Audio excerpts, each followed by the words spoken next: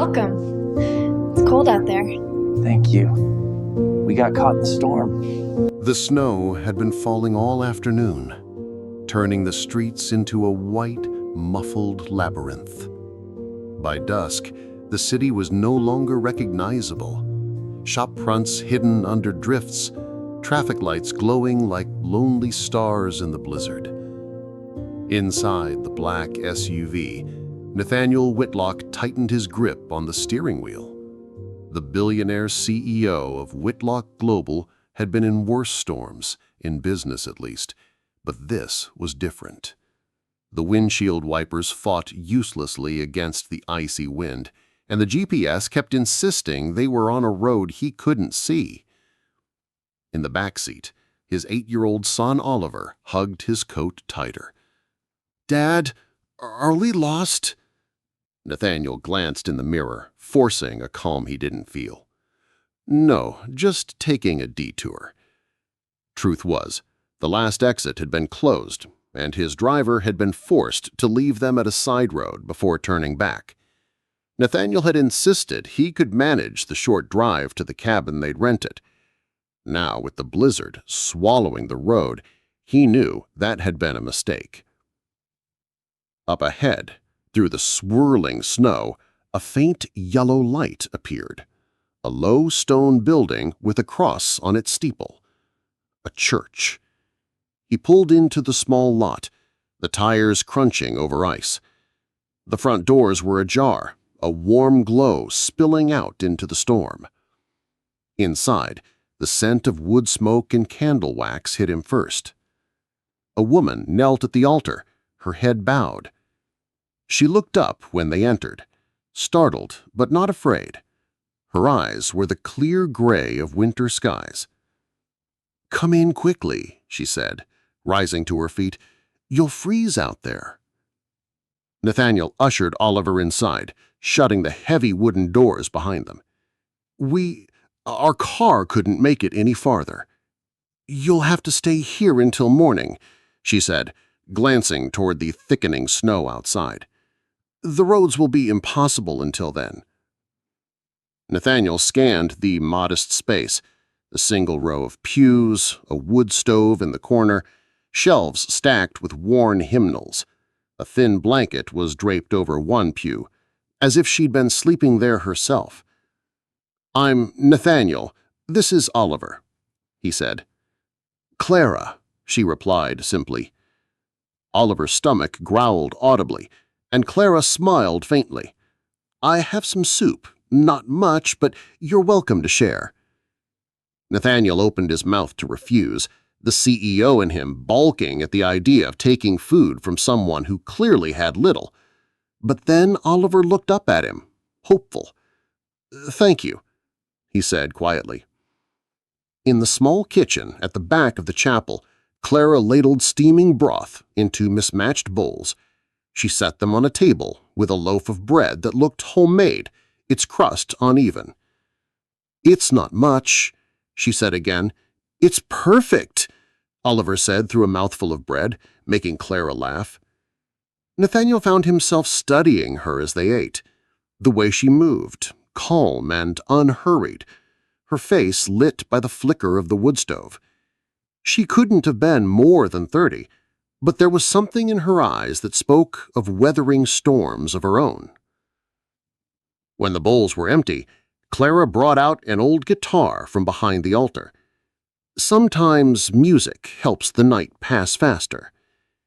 She began to play softly, a hymn Nathaniel vaguely remembered from his childhood. Her voice was clear, pure, without any trace of performance. Oliver leaned against his father's side, his eyelids growing heavy. Nathaniel closed his eyes for a moment, listening. The snow battered the windows, but inside the chapel there was only warmth, the scent of bread, and Clara's voice carrying words about shelter, light, and love that never leaves. When the final chord faded, Nathaniel opened his eyes to find Clara watching him, not in judgment, not in awe, just as if she saw something in him he had long forgotten was there. Outside, the storm raged on. Inside, something else was beginning. The wood stove's heat had dipped by the time Clara finished washing the bowls. She dried them on a threadbare towel, careful not to chip the edges. Nathaniel, seated in one of the pews, pulled Oliver's coat tighter around his sleeping form. His head rested in his lap, his breath even and soft. Clara noticed the way Nathaniel's eyes kept drifting to the boy, protective, almost wary as if something might take him away. She returned to the pew with a blanket. "Here," she said, draping it over Oliver. "It's the only one I've got, but it's warm." Nathaniel hesitated. "What about you?" "I'm fine," she shrugged. "I've been here long enough to know how to keep warm." A candlelight caught the faint shadows under her eyes. He wondered how long enough was. Nathaniel's gaze shifted to the loaf of bread on the table, what remained of it at least. "That was your last loaf, wasn't it?" Clara's lips twitched into a faint smile. "Tomorrow's another day. God's never failed to provide yet." Her words hung in the air. Nathaniel wasn't sure if it was faith or stubbornness that made her speak with such quiet certainty. Either way, it unsettled him. They sat in silence for a while, the only sound the wind outside and the creak of the old building. Then Clara spoke. "What brought you out in this storm?" "Oliver and I were heading to a cabin outside the city. I thought it would be quieter there. He's been through a lot lately." "His mother?" she asked gently. Nathaniel's jaw tightened. "Gone. 3 years now." Clara nodded, her eyes softening. "I lost my little brother last winter. He was all the family I had left." There was no pity in her tone, just truth, shared in the kind of way that made it easier to breathe. Nathaniel looked at her for a long moment. "Why stay here if you're alone?" Her fingers brushed the guitar beside her. "Because someone has to keep the doors open. You never know who might come in out of the cold." Nathaniel said nothing, but for the first time in a long while, he found himself grateful that someone had been waiting with the doors open. The night stretched on, the wind shrieking like some ancient creature outside. Nathaniel couldn't sleep. He lay on a pew across from Oliver, watching the shadows dance across the ceiling.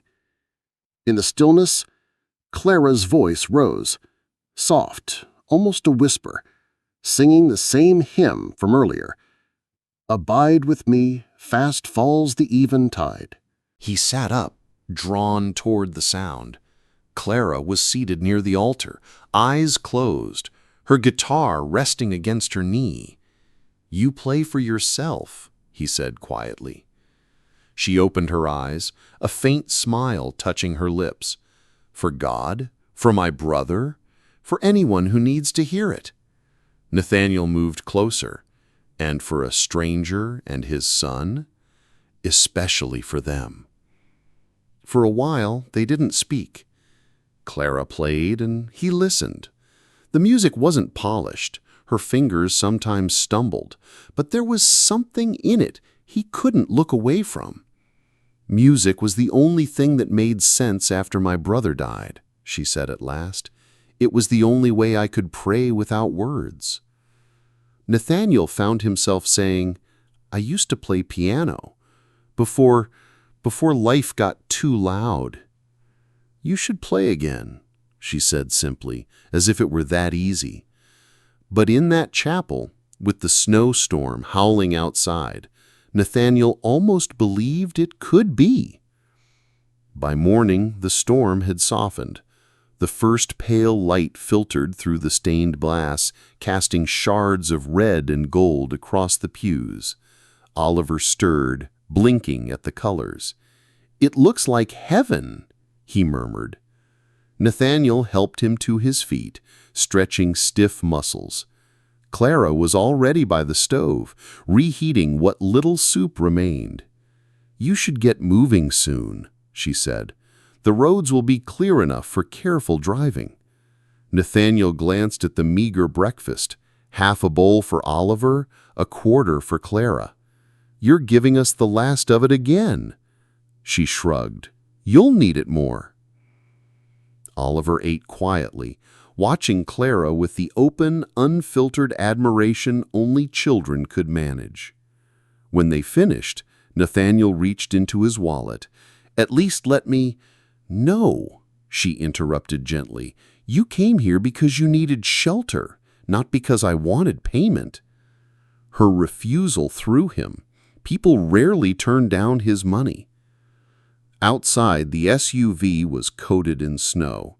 Nathaniel turned to thank her, but the words caught in his throat. All he managed was, "We'll see you again." Clara smiled faintly, as though she didn't quite believe him. 3 days later, Nathaniel found himself standing outside the chapel again. This time the sky was clear, and Oliver ran ahead, eager to see Clara. She greeted them with surprise. "You came back?" Nathaniel stepped inside, holding out a small wrapped parcel.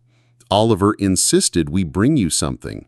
Inside was a basket of fresh bread, fruit, and coffee.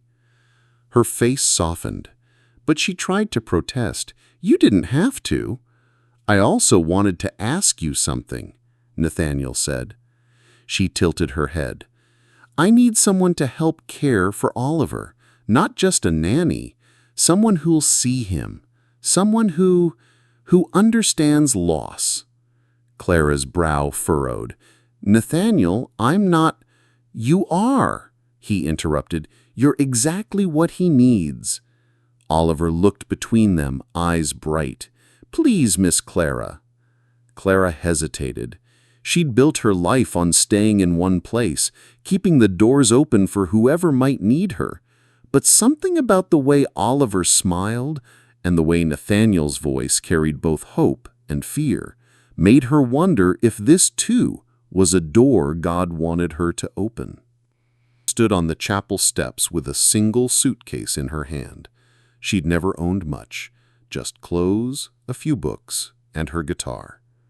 Nathaniel's SUV waited in the drive, Oliver waving from the back seat, as if this was the beginning of some grand adventure. She glanced back at the chapel one last time. The heavy wooden doors had been her shelter as much as anyone else's. She whispered a silent prayer. "If this is where you want me, Lord, let me serve here too." Nathaniel helped load her things. "It's just for a trial," she said quickly, almost to herself. He nodded. "If it doesn't work for you, you can come back here any time." The drive was quiet at first, the winter landscape stretching endlessly. Oliver filled the silence with chatter about his favorite books, his dislike of carrots, and his fascination with the chapel-stained glass. Clara answered each question with patience, laughing when she asked if she could play the guitar in the car. When they arrived at the Whitlock estate, Clara hesitated. The house wasn't just large, it was intimidating. All marble floors and towering windows. It felt like stepping into another world. Nathaniel seemed to notice her unease. He said, "It's just a house. The people inside matter more." Clara smiled faintly. "Then I'll try to make it feel like a home." Her first evening there, Clara unpacked the guitar and sat in the corner of Oliver's room. "Bedtime music?" she asked. Oliver nodded eagerly, climbing into bed. Nathaniel lingered at the door, listening. Clara's voice filled the room with a gentle hymn, her fingers strumming softly. Halfway through, Nathaniel stepped inside. "I haven't heard that song in years." Clara said, "My mother used to sing it when the power went out during storms. She said music makes the dark less scary." Nathaniel looked at Oliver, now asleep, his breathing slow and steady. "She's right." After Clara left, he found himself humming the tune under his breath. For the first time in years, the halls of the Whitlock estate didn't feel so cold. That weekend, Clara asked if she could take Oliver to the chapel service. Nathaniel surprised himself by saying yes. The small congregation welcomed them warmly. Oliver sat between them, flipping curiously through a hymnal. When the service ended, Clara was pulled aside by Mrs. Porter, an elderly woman from the shelter's volunteer group. "So this is where you've been hiding," she teased gently.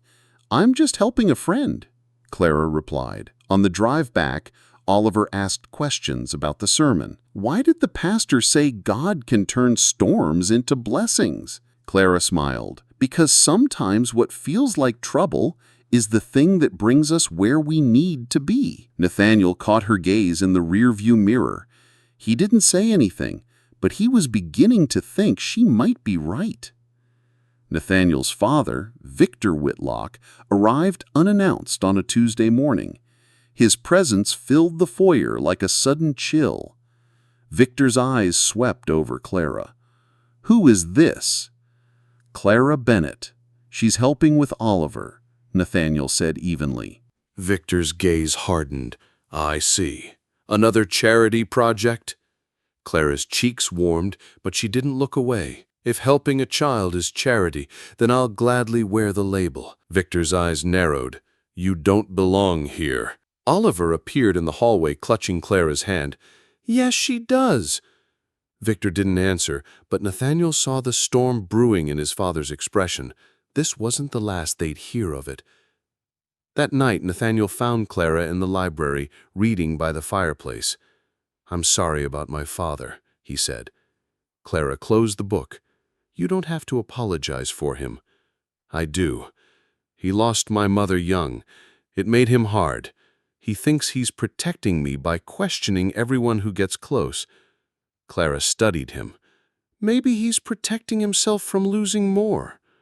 Nathaniel thought of the way Victor had looked at Oliver, the only grandchild he had, and wondered if Clara had seen something he hadn't. "You know," she added, "music isn't just for storms, it's for breaking down walls, too." He smiled faintly. "Are you offering to sing for my father?" "If that's what it takes," she said, half teasing, but her eyes held something steady, a quiet resolve. The next morning, Clara wandered the east wing of the estate with Oliver. They came upon a set of double doors.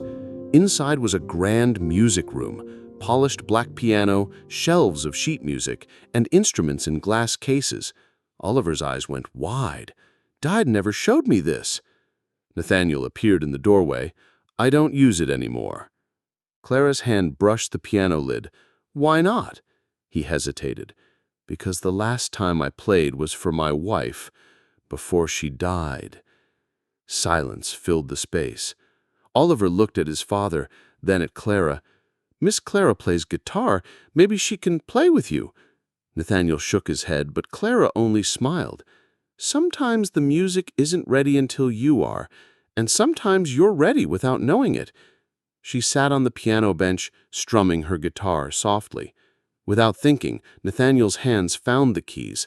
They played a simple hymn together, awkward at first, then smoother, like a conversation picking up after years apart. When the last note faded, Oliver clapped. Nathaniel almost smiled. Almost.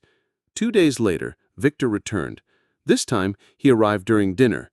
Oliver was telling Clara about his day at school when Victor stepped into the dining room. "I see you're still here," Victor said sharply. Clara didn't flinch. "Oliver needs me. What he needs is stability, not a stranger with nothing to her name." Nathaniel's fork clinked against his plate. "Enough, Dad." Victor leaned back in his chair, eyes cold. "You think she's here for the boy. She's here because she wants something from you." Clara met his gaze evenly. "If I wanted something, I wouldn't have refused your son's money the night we met." Nathaniel's eyes flickered, remembering her refusal in the chapel, but Victor's expression didn't change. "People can fake anything, but they can't fake their past. I'll find yours." After he left, Clara's hands trembled slightly. Nathaniel noticed but said nothing. That weekend, Oliver came home from school upset. His classmates had teased him about not having a real mom. Clara found him in the music room, hunched over the piano. She sat beside him, placing her guitar across her lap. "Want to help me write a song?" He shrugged. She began strumming a gentle melody. "What do you want it to say?" "That I'm not alone," Oliver murmured. Together they wrote verses about light in the dark, about people who stay when the storm comes. When they finished, Oliver sang the words in a small but steady voice. Nathaniel, standing unseen in the doorway, felt something shift in his chest. Later that night, he told Clara quietly, "Thank you for seeing him." Clara shook her head. "For listening to him, you mean?" Victor's words weren't idle. A week later, Nathaniel overheard his father on the phone speaking in low tones. "Yes, dig deeper. I want everything about her," Victor said before hanging up. Nathaniel confronted him. "This has to stop." Victor's jaw was set. "You don't know where she came from. You don't know who she really is." Nathaniel shot back, "I know who she is to Oliver."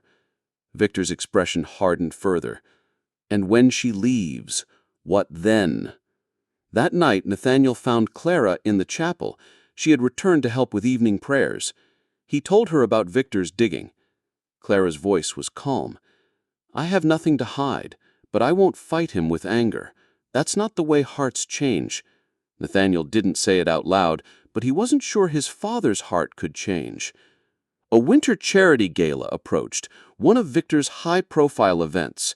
Nathaniel invited Clara, knowing it would irritate his father, but hoping it might bridge a gap. The evening began stiffly.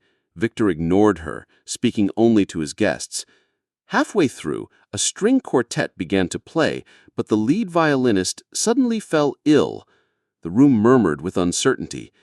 Clara quietly offered to step in, explaining she could play the violin from her years in the church choir. Victor scoffed until she began to play. The music floated through the hall, warm and pure, filling the space with something unpolished but deeply moving. Guests fell silent. When she finished, even Victor was momentarily speechless. Later, as the evening ended, Nathaniel caught his father watching her from across the room, not with approval, but with something less rigid. It wasn't acceptance, but it was the first crack in the ice. Victor called Nathaniel into his study one gray afternoon. The fire crackled, but the heat didn't soften his tone. "This ends now," Victor said. "Either she leaves, or I cut off all funding for your charitable projects. And Oliver," his voice wavered for just a moment, "Oliver will be enrolled in a boarding school far from her influence." Nathaniel's fists clenched. "You're punishing a child because you don't like a woman who's done nothing but help him?" Victor's eyes narrowed. "She's not family, and she never will be." Later that evening, Nathaniel found Clara in the music room with Oliver, teaching him chords. She looked up when she saw his face. "What is it?" she asked. "An ultimatum," Nathaniel said quietly. "One that risks losing you, or my father's trust." Clara set the guitar aside. "Nathaniel, if keeping me here means tearing your family apart, then—" "No," he interrupted. "I won't lose you. Oliver won't lose you." Clara didn't answer, but she reached for his hand. It was the first time they'd touched without hesitation. That Sunday, Clara returned to the chapel with Oliver. The congregation was smaller in winter, but the warmth was the same. During the service, she sang, "Be Thou My Vision," her voice steady despite the storm brewing in her personal life. Oliver sang beside her, his small voice threading into hers like it had always belonged there. Nathaniel sat in the back pew, listening. Something in the hymn broke open a part of him he'd kept sealed for years. Afterward, Oliver ran to him. "Dad, did you hear us?" "I did," Nathaniel said, crouching to meet his eyes. "It was perfect." Clara watched them, a bittersweet ache in her chest. This, the closeness between father and son, was worth any sacrifice, even if it meant stepping away when the time came. A week later, Clara was at the shelter, sorting donated blankets, when Victor appeared in the doorway. She froze, unsure whether to brace for an attack or a dismissal. He walked slowly, his eyes scanning the worn wooden floor and the mismatched chairs. "Oliver talks about this place," Victor said at last. "And about you." Clara set the blankets aside. "Then you know I'm not here for anyone's money." Victor studied her. "You gave up your home to keep this shelter open?" "Yes," she replied simply. "Because sometimes the only way to show people they matter is to stay when no one else does." He didn't respond, but when he left, Clara noticed something strange. For the first time, there was no hostility in his eyes. Oliver's school hosted a winter recital, and Clara encouraged him to perform the song they had written together months before. Nathaniel agreed to accompany him on piano, his first public performance in years. The night of the recital, the small auditorium buzzed with parents and teachers. Clara sat in the front row, her heart pounding as Oliver walked on stage. Nathaniel began to play, his touch on the keys sure and gentle. Oliver sang with clear, unwavering notes. By the final verse, the room was silent except for their music. When the last chord faded, the applause was thunderous. Clara's eyes stung with tears. She caught Victor, standing in the back, clapping with slow deliberation. After the recital, Oliver tugged Victor's sleeve. "Grandpa, can we talk?" Victor crouched down, surprised. "Of course." In the quiet corner of the school hallway, Oliver spoke. "I prayed for God to send someone to help me and Dad not be so lonely, and he sent Miss Clara. Please don't make her go." Victor swallowed hard. He had expected manipulation, not innocence. "You prayed for her?" "Yes," Oliver said simply. "And God listened." He looked over at Clara, who was helping pack Oliver's guitar. For a moment, the hardened lines of his face softened. That night, Nathaniel received a call from his father. "We should talk," Victor said, "about Clara, about family." It wasn't surrender, but it was the closest thing to hope Nathaniel had heard in years. The first snow of February fell in thick, slow flakes that morning. Nathaniel paced in the library waiting for Victor to arrive. The conversation they were about to have could change everything. When Victor finally entered, he didn't waste time. "I've been thinking," he began, his voice rough, "about Oliver, about you, and about her." Nathaniel braced himself. "I see the way Oliver lights up when she's around. I've seen the way she's made this house feel less like a museum." Nathaniel's chest tightened. "So what are you saying?" He sighed. "I'm saying I was wrong to judge her without knowing her heart, and I think it's time I did something about that." That afternoon, Victor asked Clara to meet him in the music room. She entered cautiously, her guitar slung over her shoulder. "I owe you an apology," Victor said, standing by the piano. "I thought you were here for what we had, but I see now you've been giving what we didn't." Clara blinked, stunned. Victor nodded toward the piano. "Oliver told me you've been teaching him. Maybe you could teach me something too." Clara hesitated, then smiled faintly. "Music or grace?" "Both," Victor said. They played a simple hymn together, her on guitar, him on piano. It wasn't perfect, but it didn't have to be. In that moment, something unspoken passed between them. Not just forgiveness, but the beginning of family. He turned to Clara. "You walked into our lives during a storm and gave shelter not just to our bodies, but to our hearts. Today, I want to make sure you know you have a place in this family, if you'll have us." Nathaniel stepped forward, holding her hands. "Clara, I don't want you here as a nanny. I want you here as my partner, my wife." The crowd erupted in murmurs of joy. Oliver's eyes were wide, his hands clasped together in silent prayer. Clara's voice trembled. Yes, 1,000 times yes. The small church organ began to play, and without thinking, Clara reached for her guitar. Nathaniel joined her on the piano, Oliver standing between them and singing the hymn they'd written together months ago. The congregation joined in, the music swelling to fill the chapel with something that felt like sunlight. When the final note faded, Clara looked around, at the man she loved, the boy she adored, the grandfather who had found his way back to grace, and felt the quiet certainty of God's hand in it all. The snowstorm that had brought them together was long past, but its shelter remained. And this time, it was built on love, faith, and a harmony that would last a lifetime. The night after the proposal, Clara found herself sitting in Oliver's room reading a bedtime story. The glow of the lamp cast a golden light over the quilt. Nathaniel leaned against the doorframe, watching them with a look she'd never seen before, a mix of awe and peace. When the story ended, Oliver asked softly, "Miss Clara, does this mean you're my mom now?" Clara's throat tightened.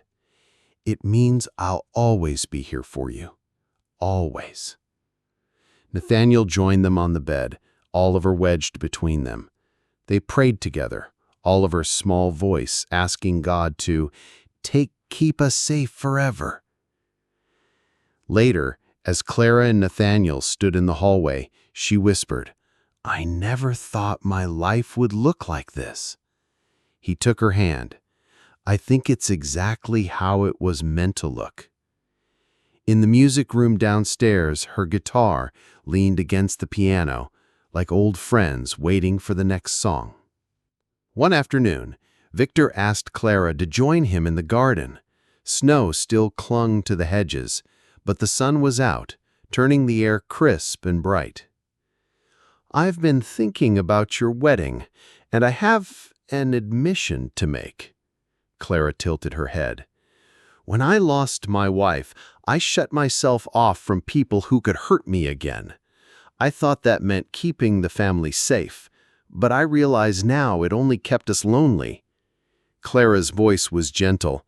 "You were trying to protect what mattered to you." "Yes," he said, "but I forgot that love is worth the risk. You reminded me." He hesitated, then added, "I'd like to play something with you at the wedding, if you'll teach me." Clara's smile was pure sunlight. "I'd be honored." It would be weeks before she realized just how much that small request meant and how it would change the day entirely. Winter deepened, and one night during a quiet snowfall, Clara brought her guitar out to the veranda. Nathaniel joined her with a blanket, Oliver wrapped in his arms. "What are we playing?" Nathaniel asked. Clara strummed a new melody, for us. The song told the story of a storm that trapped strangers together, of bread broken and walls broken down, of finding light in unexpected places. Nathaniel added soft piano chords from a portable keyboard he'd brought out, the music mingling with the hush of falling snow. By the time the song ended, Nathaniel whispered, "That's our story." Clara shook her head gently. "It's God's story. We just get to be part of it." The week before the wedding, Clara, Nathaniel, and Victor gathered in the music room to rehearse the song they would play together. Victor was stiff at first, his fingers awkward on the keys. Clara encouraged him patiently, laughing when he grumbled about rusty hands. Nathaniel added harmonies, and slowly the music took shape. At one point, Victor stopped and looked at them both. "You know, I never thought I'd be sitting here, making music with my son and—" He trailed off, emotion catching in his voice. "And my new daughter." Clara felt her chest ache with a mix of gratitude and humility. "Families are made in more ways than one," she said softly. They finished the rehearsal with the hymn, "Great is Thy Faithfulness." For Victor, it wasn't just a song. It was a confession. The chapel glowed with candles. Friends from the shelter sat beside business leaders in tailored suits. The scent of pine and fresh flowers filled the air. Clara walked down the aisle in a gown that shimmered softly, her guitar in her hands instead of a bouquet. Nathaniel waited at the altar, his eyes never leaving hers. Before the vows, Victor stepped forward. Before they speak their promises, we have a song to share. Together, they played the piece they'd rehearsed. Victor on piano, Clara on guitar, Nathaniel adding a quiet harmony. The music rose like a prayer, weaving through every heart in the room. When it ended, there were tears in more than a few eyes. The vows that followed felt less like the start of something new and more like the completion of something long prepared. Weeks later, Clara returned to the chapel, not alone, but with Nathaniel, Oliver, and Victor. They'd come to celebrate the reopening of the shelter, now supported in part by the Whitlock Foundation. In the front pew, Oliver clutched a small notebook. "I wrote a song for today," he announced shyly. Clara encouraged him to play, and his little voice filled the chapel with a simple refrain. "We're safe here, we're loved here, the storm's gone away." Nathaniel's arm went around Clara. Victor's eyes shone. When the last note faded, Clara whispered a silent prayer of thanks. Not for the wealth, not for the house, but for the music, the invisible thread that had pulled them all together under God's shelter. And in that moment, she knew the real miracle wasn't surviving the storm. It was the love that bloomed after. If you enjoyed this video, don't forget to give it a like and leave a kind comment. To help the channel stay motivated to create more great videos, please hit the subscribe button. Wishing you happiness and peace in the light and love of God.